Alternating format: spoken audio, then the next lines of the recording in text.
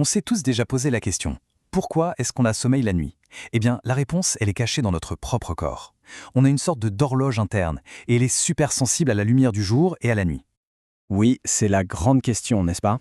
Pourquoi, tous les soirs, sans exception, on se sent fatigué? On va voir ensemble que la réponse, elle est vraiment au cœur de notre fonctionnement. Alors, pour comprendre ça, il faut d'abord parler de rythme, parce que notre corps, c'est un peu une machine à habitude. Et cette habitude, elle a un nom. C'est ce qu'on appelle le rythme biologique. C'est tout simple en fait, c'est un cycle naturel. Le matin, on a de l'énergie, le soir, on a envie de se reposer. C'est une routine qui se passe à l'intérieur de nous chaque jour sans qu'on ait besoin d'y penser. Ok, mais qui est le chef là-dedans? Qui donne les ordres pour qu'on soit plein d'énergie ou au contraire fatigué? Eh bien, ce chef, il est dans notre cerveau. C'est ça, l'horloge biologique. Attention, ce n'est pas une montre, mais c'est elle qui met tout notre corps au même rythme. Et son rôle est super important. C'est elle qui envoie les messages pour nous dire « Allez, c'est le moment d'être réveillé, d'être actif ». Et puis plus tard dans la journée, elle dit « Ok, maintenant on ralentit, on se prépare à dormir ». Bonne question. Comment cette horloge fait pour savoir l'heure qu'il est? En fait, elle regarde ce qui se passe dehors. Et son indice principal, c'est la lumière du soleil. Pendant la journée, c'est simple, il y a du soleil. Nos yeux voient cette lumière et l'info est envoyée direct au cerveau, pile à l'endroit où se trouve notre horloge biologique. Et pour elle, le message est en ne plus clair. La lumière, c'est un peu comme un interrupteur. C'est le bouton « marche ».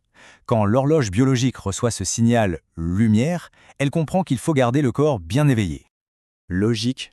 S'il y a un bouton marche, il doit bien y avoir un bouton arrêt. Alors, qu'est-ce qui se passe quand la lumière s'en va? Le soir, quand la nuit tombe, tout devient sombre. Nos yeux ne voient plus de lumière forte. Et ça, c'est le deuxième signal super important pour notre horloge. L'obscurité, le noir, ça envoie le message inverse. Le signal, c'est « la journée était finie ». C'est le moment de préparer le corps à se reposer, à aller dormir.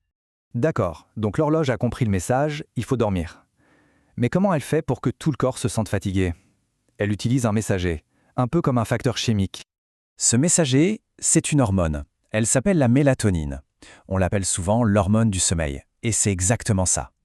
Le cerveau la fabrique, elle se répand dans le corps et c'est elle qui nous fait nous sentir fatigués et nous donne envie de dormir. En fait, c'est vraiment un jeu d'équilibre.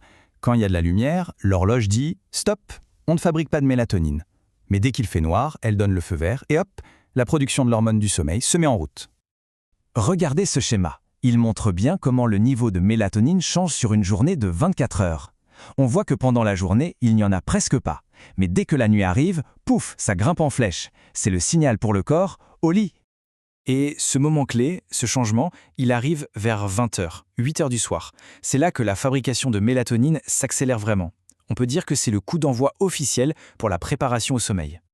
Allez, on résume tout ça en 4 petites étapes, c'est très simple. Étape 1, il commence à faire noir. Étape 2, l'horloge dans le cerveau s'en rend compte. Étape 3, elle dit au corps de fabriquer de la mélatonine. Et étape 4, on se sent fatigué et on a envie de dormir. C'est une mécanique super bien faite, non? Pour faire simple, tout est une histoire de signaux.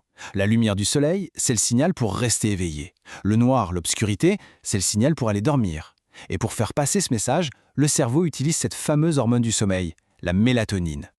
Et tout ça, ça nous amène à une question. Maintenant qu'on a compris comment ça marche, comment est-ce qu'on peut aider notre propre horloge biologique à bien fonctionner tous les jours? C'est super important pour se sentir bien.